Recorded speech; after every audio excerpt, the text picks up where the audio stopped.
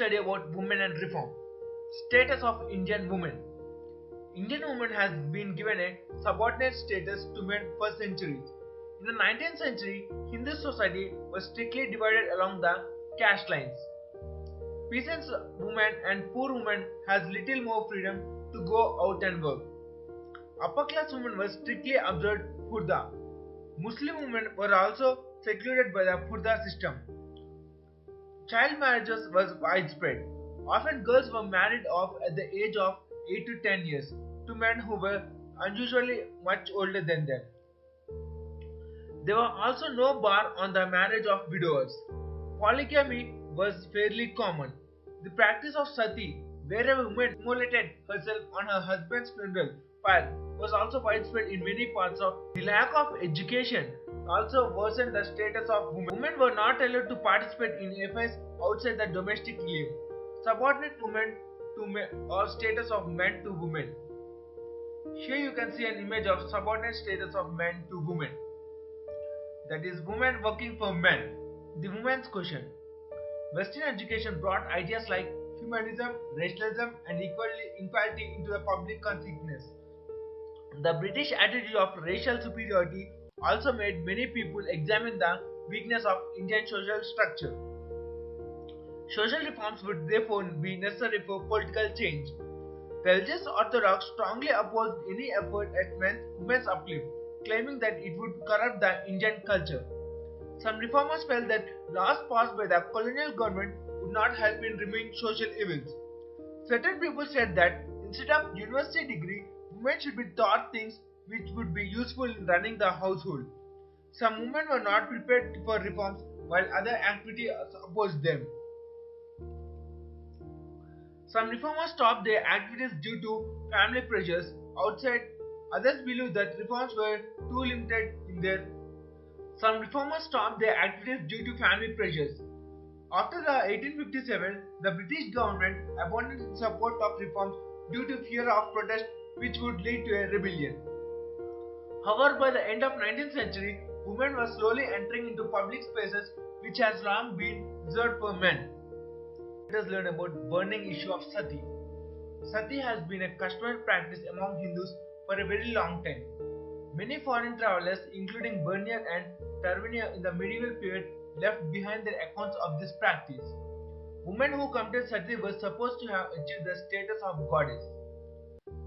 In the colonial times, there were attempts to ban the practice by individual officers, but there were no formal order to this effect. The Hindu Orthodox, on the other hand, claimed that the practice was sanctioned by the ancient Hindu Shastras. Raja Ram Mohan Rai, who fought for the abolishment of sati. Raja Ram Mohan Rai is often called the maker of modern India or the father of Indian Renaissance. Born in a Brahmana family in Bengal, he was firmly opposed to idol worship and caste oppression.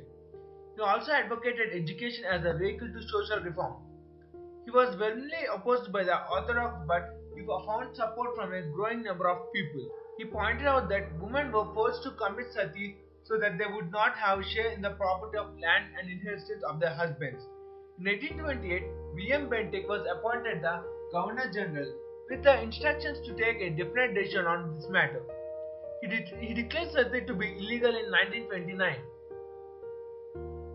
Widow remarriages. The plight of widows in India was extremely miserable. A strict code of conduct was prescribed for them. Instead, they had to work hard for their family and were entitled only to one day a meal. Since child marriage was a widespread, it was very common for young girls to be widowed at young age. Pandita Ramnabai was a prominent voice on the women's right. She was the first woman in the modern age to read the Vedas for herself. She challenged that norms laid down for widows and debate against the orthodox views of certain sections. Here you can see an image of Pandita Ramnabai. She stated that widows were forced to shave their heads so that they would not attract the attention of men. Ishwar Chandra Vidyasagar. Ishwar Chandra Vidyasagar was a prominent Sanskrit scholar and social reformer.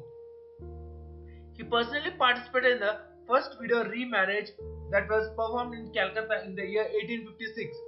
The cause of widow remarriage was also pursued by reformers such as Justice Ranade Kandukuri Veeraslingam, Bahramji Malarabari, and Jyotiba Phule.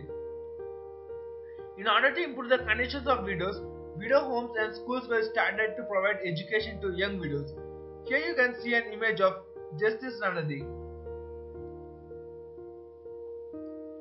Child marriages. Child marriages was hotly debated and controversial issues. There was no practice of talking the girl's consent before fixing her marriage. Many parents viewed their daughters as a burden and did not hesitate to marry them to the men who were much older than to them. Due to the prevalence of child marriage, the rates of maternal mortality was very high.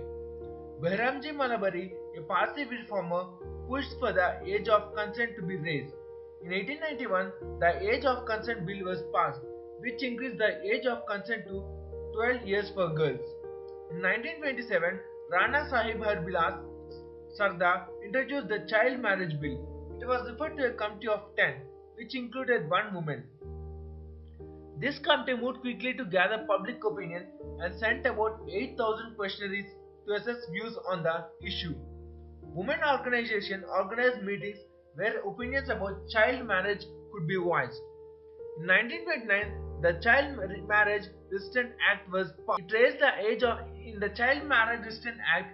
It raised the consent for girls to 14 years and for boys to 18 years. However, the reform was bitterly opposed by Brahmanas who felt that it attacked their authority. Women's education. Reformers like Sir Syed Ahmad Khan opposed the Purda system. Most people believed that women's education was useless as it did not prepare them for household chores. Most reformers also felt that education for girls should be confined to useful subjects like hygiene, moral education, and needlecraft. No man was allowed. Christian missionaries set up schools for girls. J.D. Bethune, the president of Council of Education, set up a school for girls in Calcutta. In that, no man was allowed in the school and transport for the students were arranged. Ishwar Chandra Vidyasagar also came to be associated with this school. He also set up a number of schools for girls in Bengal. In the Western India, Parsi Maharashtrian and Gujarati Hindu schools were often educated at home. In Ahmedabad and Surat, two schools were established. Savitribai Phule came to prominence as the first woman teacher in Maharashtra. Jyotiba Phule opened a number of schools, including one for girls for lower caste. Roika Hussain started a school for girls in Bhagalpur in memory of her husband. By the end of 19th century, more and more people were sending their daughters to schools. These institutions spanned different subjects including medicine, law, technical and industrial courses. This led in the reform movement came from Bengal and Western India. These two areas were first to come British rule. Prolonged exposure to the Western education therefore had a direct relation to the women reform movement.